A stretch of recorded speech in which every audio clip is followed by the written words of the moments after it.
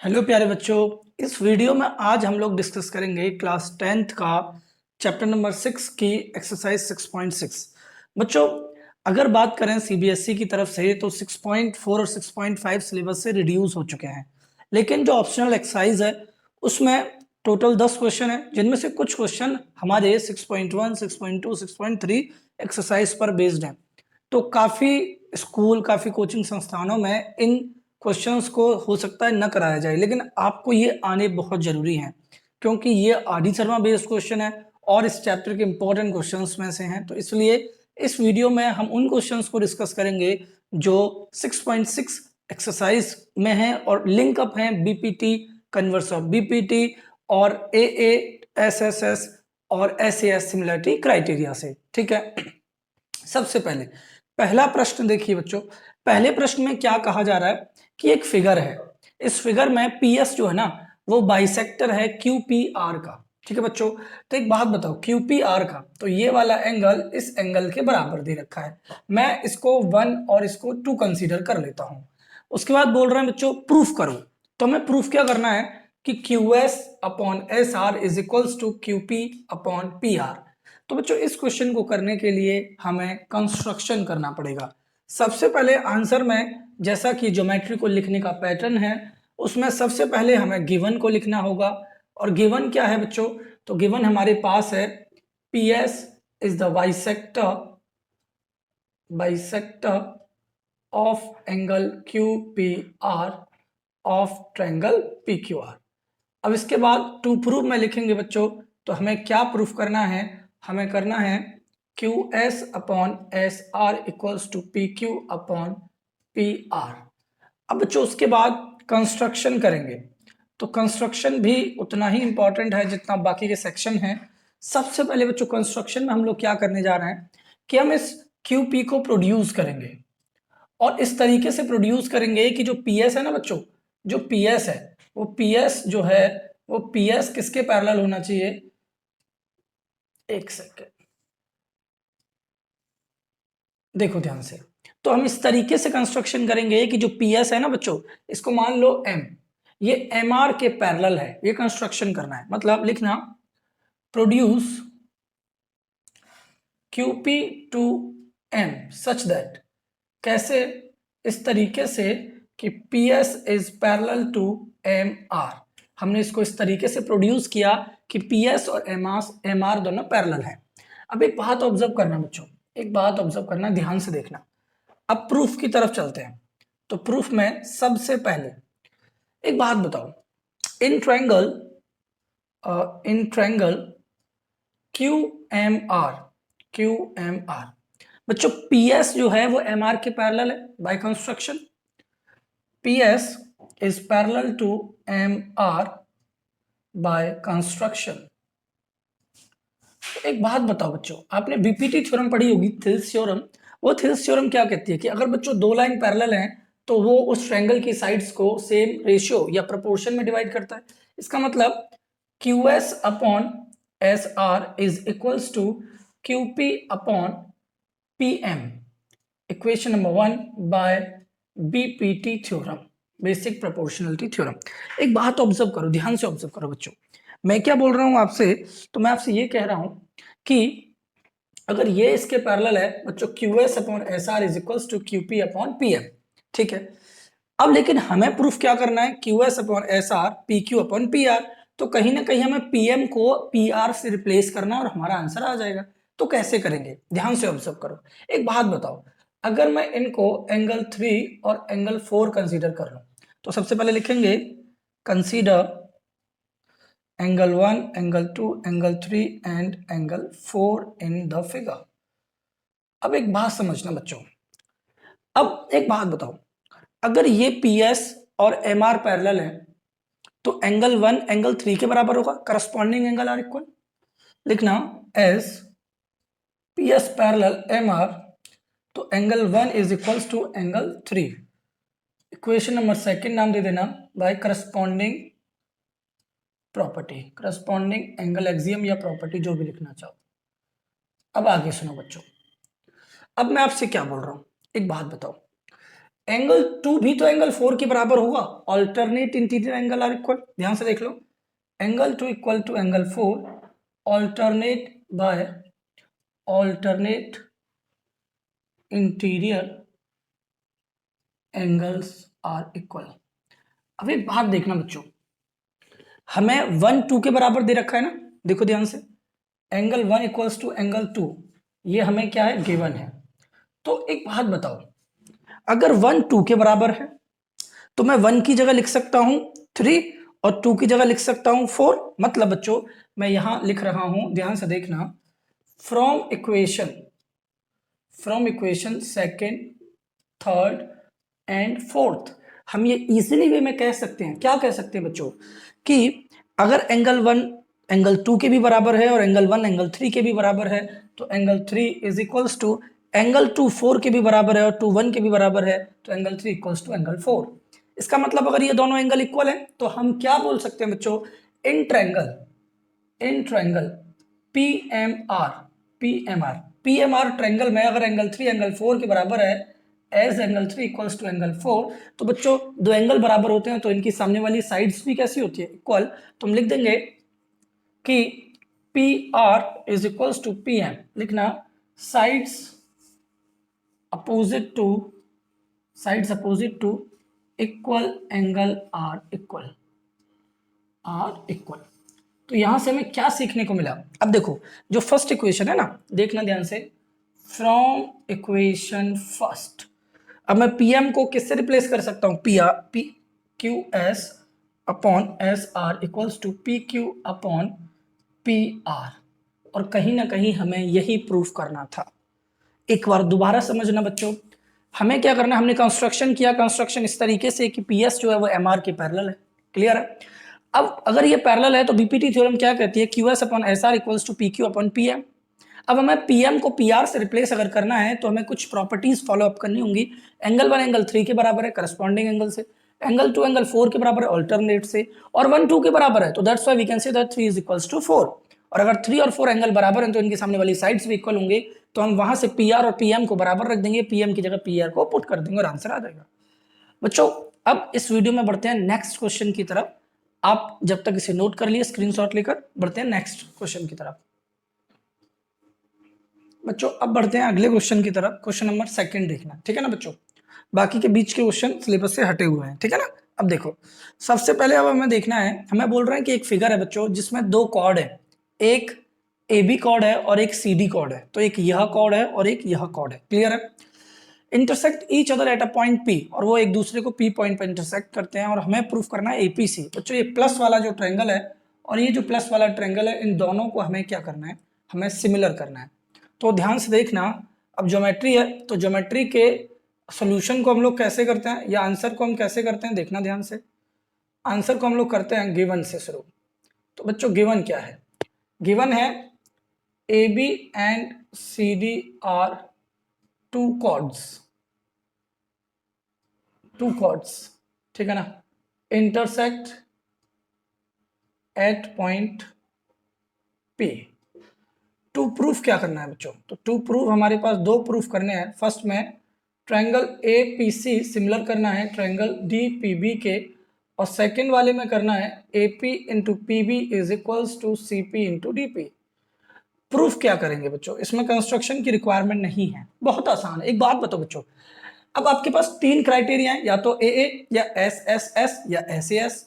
तो यहां देखो ये वर्टिकली अपोजिट एंगल बराबर होंगे बच्चों, और आपने नाइन्थ क्लास में 10th चैप्टर में एक theorem 10.8 very very important theorem थी बच्चों, उसका एप्लीकेशन भी पढ़ा होगा, तो आपको याद होगा ये वाला जो एंगल है बच्चों, ये और ये जो एंगल है ये दोनों सेम होंगे, क्यों, क्योंकि angle in the same segment, क्योंकि ये दोनों एक ही सेगमेंट में बनने वाले एंगल है। इज इट क्लियर ना बच्चों, तो ध्यान से देखना, पहले वाले में हम क्या करेंगे, टेकिंग ट्रायंगल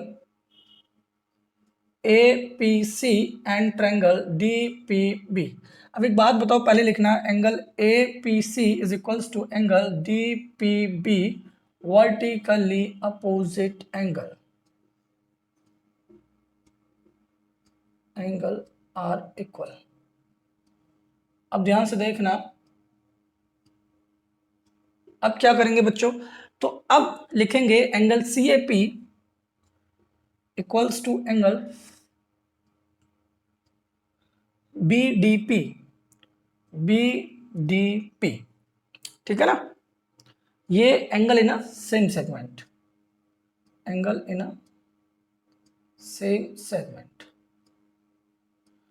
अब देखो दोनों ट्रायंगल बच्चों APC सिमिलर हो जाएगा ट्रायंगल DPB के by AA similarity criteria, similarity criteria.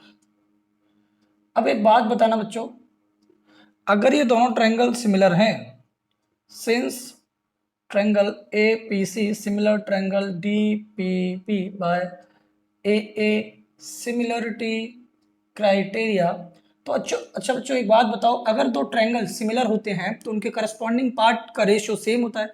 तो that's why we can say that, यहां से ऑब्जर्व करना कि AP upon DP is equals to CP upon PB।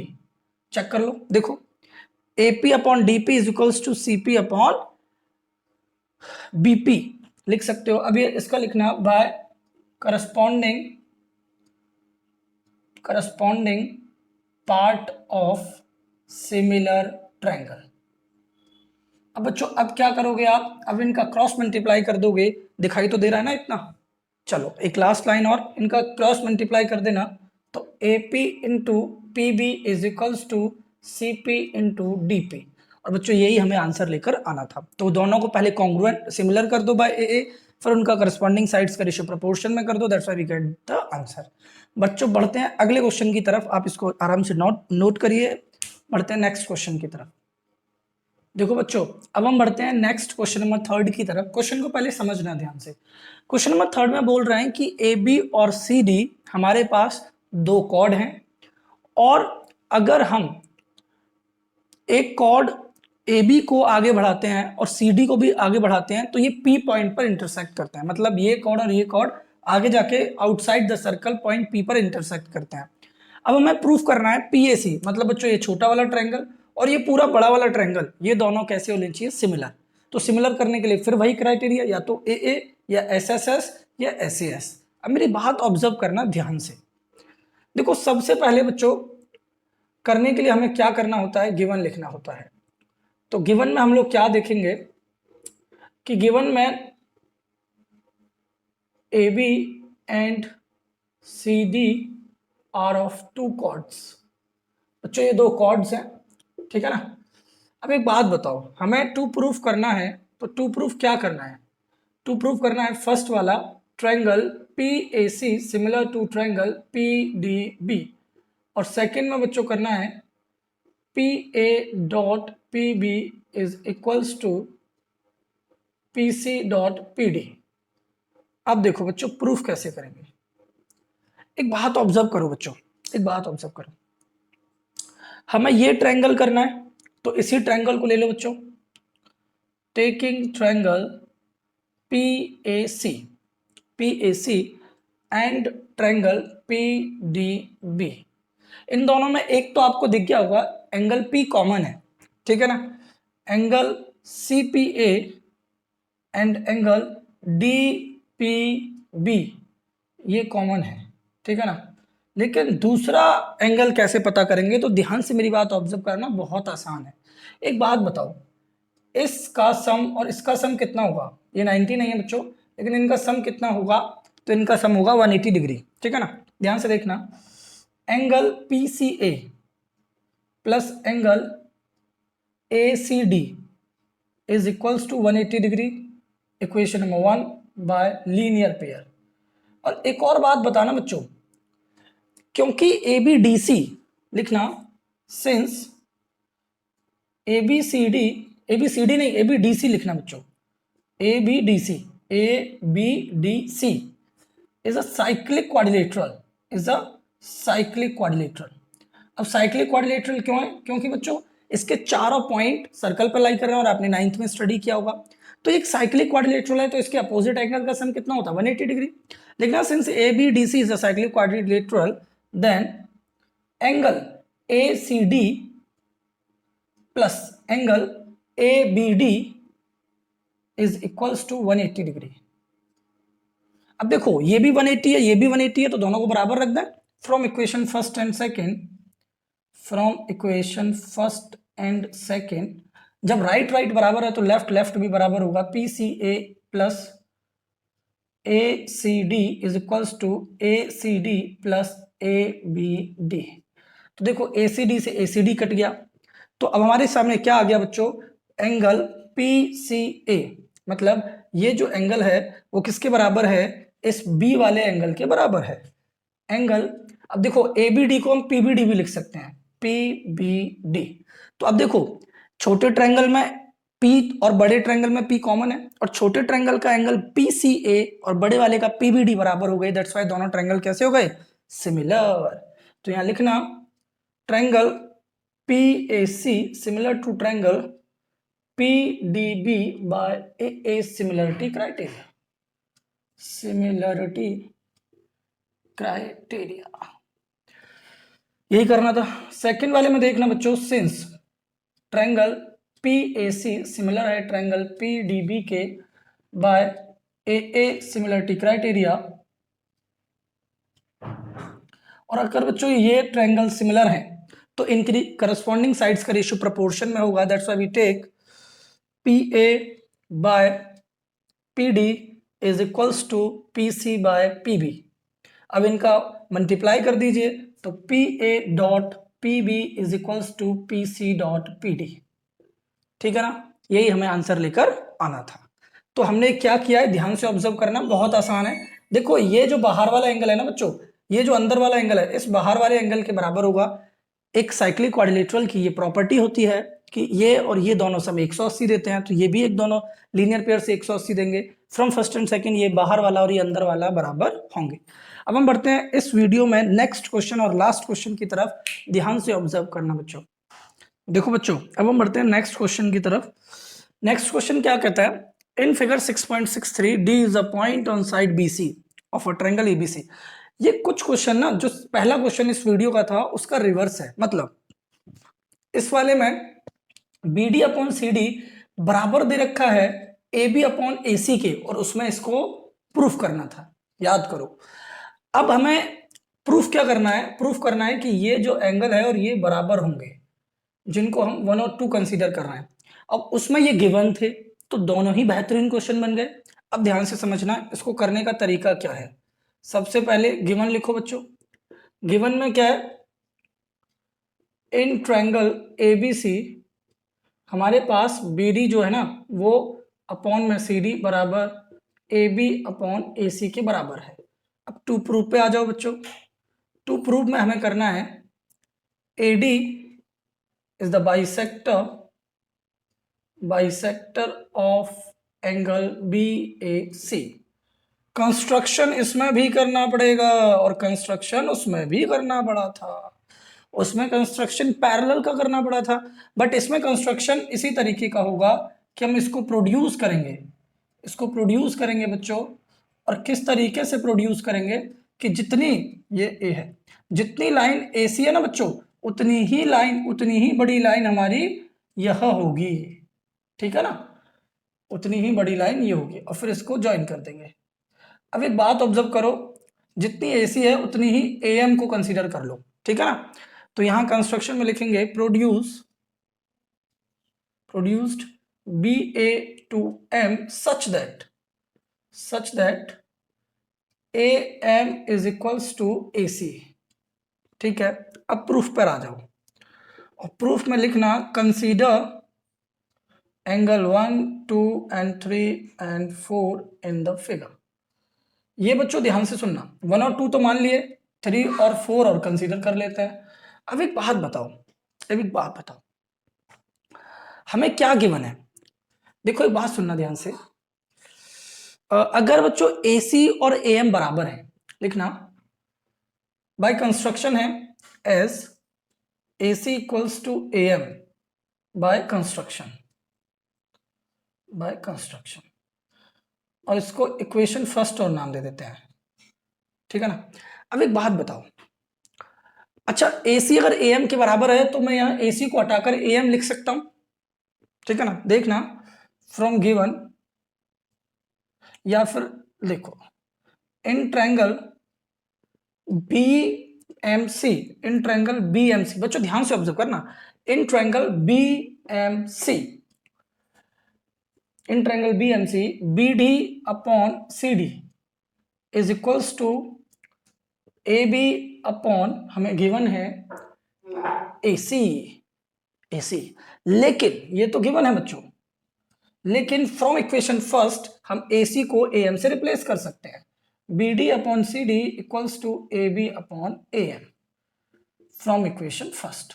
अब एक बात बताओ, मुझे इसे करके क्या बेनिफिट हो गया? अब आप फिगर में देखो, देखो B D upon C D equals to A B upon A M.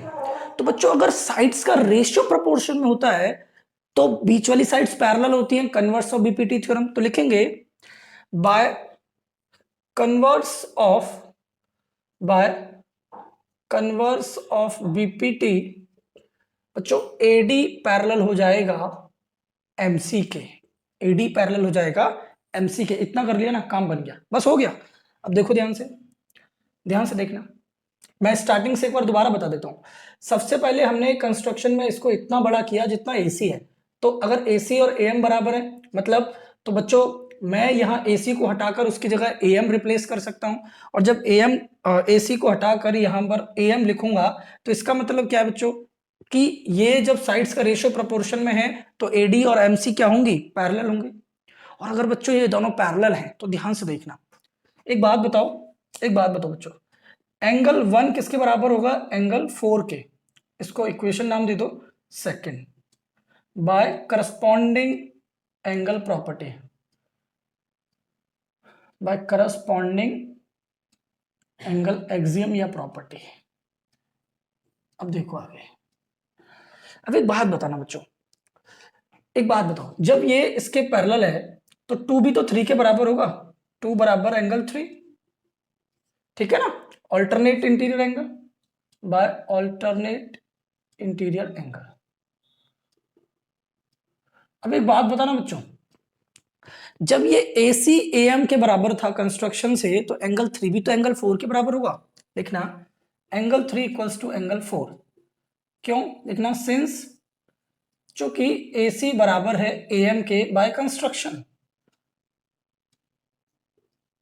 तो एक बात बताओ बच्चों, जब 3 और 4 दोनों इक्वल हैं तो इनके लेफ्ट पार्ट भी तो इक्वल होंगे, मतलब from equation second, third and fourth we can say that angle 1 equals to angle 2, or it means what? BAD is equals to CAD. Therefore what we can say that? Therefore AD bisect angle BAC। यही proof करना था। मजा आया बच्चों? इस video में हमने जितने भी 6.6 एक्सरसाइज के क्वेश्चन आपके सिलेबस में है वो सभी कर लिए हैं, वो 4 ही हैं, ठीक है ना? हमें बहुत अच्छा लगा। वीडियो आपको कैसा लगा आप कमेंट बॉक्स में जरूर बताना, और इसी तरीके की इंपॉर्टेंट वीडियो मिलती रहें टाइम पर 9th 10th 11th 12th की। इसके लिए आप इस चैनल को सब्सक्राइब करना मत भूलिए। और बच्चों अगर वीडियो अच्छा लगा हो तो लाइक कमेंट करना, शेयर करना।